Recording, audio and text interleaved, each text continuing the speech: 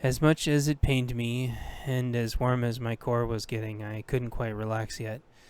I rubbed my legs to try to warm them up as my legs were freezing. They were essentially numb to the touch at this point. I wiggled my toes, and they were still there through the wool hybrid socks I love to wear. My feet had been off the floor all this time through really thick hiking boots, right? But still, brr. I looked down. Nope, these were my walking slippers, and I wasn't wearing socks. My toes were numb, and I couldn't feel them.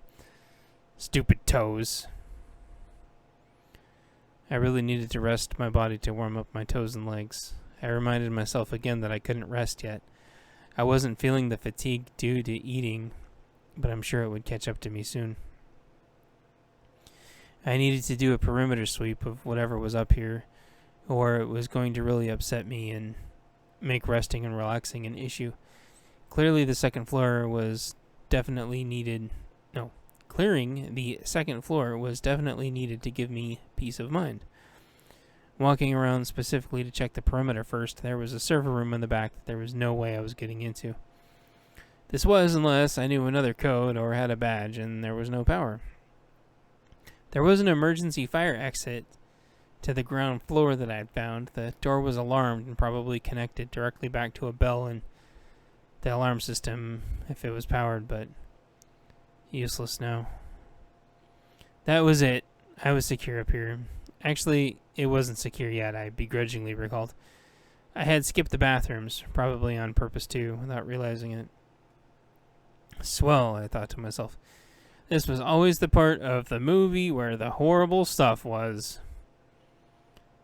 I was probably going to open a stall door and there'd be someone hanging from a noose or a monster come up from the toilet or down from the vents. I steeled myself with the old phrase I repeated whenever I was worried about opening the shower curtains, or if I turned too fast and realized something horrible could be there. I fear no evil, I said to myself. Suddenly the fear was gone, and I knew nothing would be there. I checked each restroom, both having subtle gender nuances, the women's, for example, not having any urinals, just stalls. It hadn't been weird being in a women's restroom. I used to get called in all the time at an old job to plunge the toilet. It saved us a fortune on calling someone to come professionally perform the service. They knew they could call on me anytime, and I would happily do it, no matter how bad. Even if there was an inch of standing water, the girls there didn't mind. I was actually heralded as their hero. So I cleared both of the rooms and shined my flashlight in and just tapped on the stall doors open with my foot. No ghosts leapt out at me, thankfully, and it only took a few minutes to finish my search. In fact, it seemed peaceful. The office seemed very at peace, which put me at ease. I felt much better knowing the upstairs was secured.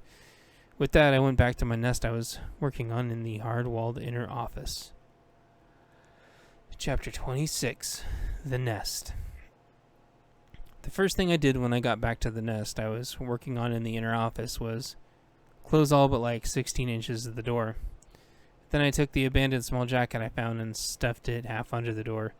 I wouldn't be able to use it as my pillow anymore, but this seemed more important.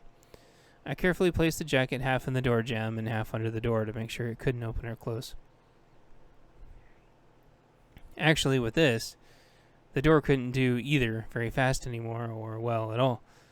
I'd have to find something else for the pillow. In fact, I would probably use the backpack if I could find something soft to stuff in it. I'd work on that last. Oh well, keeping the door this way was important to my overall survival plan. Hopefully, that would make sure it couldn't get shut at all, leaving at least an inch or two gap if the jacket was robust enough and it'd rebound open back up a little bit. Bah! I tested a little bit and it seemed okay. It also made a little shuffling noise if it moved at all. The shuffling could wake me up if something wrestles the door trying to close me in. Next, I respectfully took off all the artwork, metrics, and the rest from the trifold presentation. Then I put it all in an empty envelope I found on the desk, then in a drawer. Then I unrolled the tinfoil off bit by bit into strips and carefully covered the cardboard shiny side pointing out. After that, I carefully folded some extra metal material over the edges, then I folded some of the extra material over itself, and then stapled it into the cardboard carefully. The stapler was fairly quiet, as it was a high-end stapler. No cheap staplers for this place. As long as nothing tugged on the tinfoil too much, it wouldn't rip it all, hopefully. On the backside, it was perfectly okay to tape it because the heat was going to be completely reflected away. This would protect the tape, so I used as much as I needed on the back as extra reinforcement. In a little time, I had sort of a directional heat shield project completed. My plan was to put the heater outside the doorway, like 6 inches, and the heat shield past that. That would direct the heat in here, hopefully. I started with the half canister. I connected the hose to the propane tank and then propped the shield against something. The heat shield was maybe 3 feet tall and 5 feet wide, so it was pretty big. I left plenty of room between the shield heater and doorway. This was so if the cat decided to come back from whatever it was doing, it could do so without getting microwaved. This maneuver also helped, so I could actually get to the heater without getting fried also. Taking those distances into consideration, I offset the improvised heat shield to one side. Yeah. The heater has a carbon monoxide sensor also, but regardless, the airflow from the unit is going up into the other room. That way, there's no way for enough gas to fill this place and hurt the cat and I. So I'm fine with that setup. I thought for a second about setting off the carbon monoxide sensors, but I looked up and saw no blinking lights. If this building was set up for carbon monoxide, these sensors didn't have battery backup or completely unpowered. I made sure the heat knob was turned to medium, which is the range this one says it wants to be for starting. I turned the knob to let gas in and heard the gas start flowing, then I flicked the starter knob and the heater gently started up on the first try. I tweaked the temperature up just slightly, so it would be on the higher end of medium. These only ever need to be on high, but it's dipping like 20s and down, and I still think it's like mid-30s right now. In a few hours when the sun comes up, the temperature should rise into the 40s, so upper medium will be fine until I get back up to adjust it. Alright, what else is there? The blankets, the radio, the food, the water. I took everything remaining off the table in the cozy inner office and set it on the floor. Then I spread everything out within reach of my bed I was making, including the card I found in the blankets. I took half the blankets and folded them up under me. I was trying my best to make as much insulation and cushion as possible, but adhering to the footprint I'm going to take up. I took the other blanket and folded them around my legs like a taco, or like a burrito, I'm not sure which it was more similar to, because at this point I'm pretty much ready to pass out from exhaustion I'd been ignoring and cold. I checked the radio I'd found, it was heavy, like it had some kind of big battery in it. It didn't feel like a moderately powered laptop battery, but like a heavy-duty 20-volt or something. I looked around on it, and it had some USB ports.